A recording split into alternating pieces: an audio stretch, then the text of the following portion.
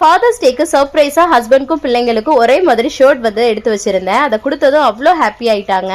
எல்லாரும் ஃப்ரெஷ்ஷாக ட்ரெஸ் வந்து பண்ணிட்டாங்க. அவங்கள வந்து நான் நிறைய ஃபோட்டோ ஷூட்லாம் வந்து பண்ணிட்டு இருந்தேன். அதுக்கப்புறம் நேற்று நைட்டே வந்து ஒரு சின்ன கேக் கட்டிங்கும் வந்து பண்ணியாச்சு. அப்பாவாக இருக்கட்டும் அம்மாவாக இருக்கட்டும் அந்த டே அன்னைக்கு தான் அவங்கள வந்து செலிப்ரேட் பண்ணணும், அதுக்கப்புறம் வந்து அப்படியே விட்டுறணும் அப்படின்னு கிடையாதுங்க. கண்டிப்பாக அவங்க பண்ண சாக்ரிஃபைஸ்க்கு மத்தியில் நம்ம பண்ணுறதுலாம் ஒன்றுமே கிடையாது.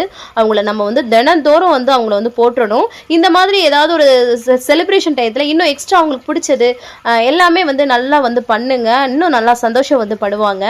அதுக்கப்புறம் என்னோட அப்பா வந்து பார்த்தீங்கன்னா எனக்கு 2 வயசுலேயே வந்து இறந்துட்டார். அவர் ரொம்ப நல்லா பார்ப்பாருன்னு சொல்லிட்டு இப்போ கூட அந்த ஊர் மக்கள் வந்து என்ன சொல்லுவாங்க, இருந்திருந்தா இப்படி இருந்திருப்போம் அப்படி இருந்திருப்போம்னா நிறைய விஷயங்கள் வந்து எனக்கு தோணும். ஆனால் கல்யாணத்துக்கு அப்புறம் அப்படியே வந்து பார்த்தீங்கன்னா என்னோட ஹஸ்பண்ட் காட்டுற அக்கறையும் பாசமும் என்னோட அப்பா காட்டுற மாதிரி எனக்கு வந்து ஃபீல் ஆகுது. எல்லா கல்யாணமான பெண்களுக்குமே அடுத்த தந்தைனா அது கணவராக இருக்க முடியும்னு நான் நினைக்கிறேன். நீங்கள் என்ன நினைக்கிறீங்கன்னு மறக்காம கமெண்ட்ஸில் சொல்லுங்கள். தேங்க்ஸ் ஃபார் வாட்சிங் ஃப்ரெண்ட்ஸ். பாய்.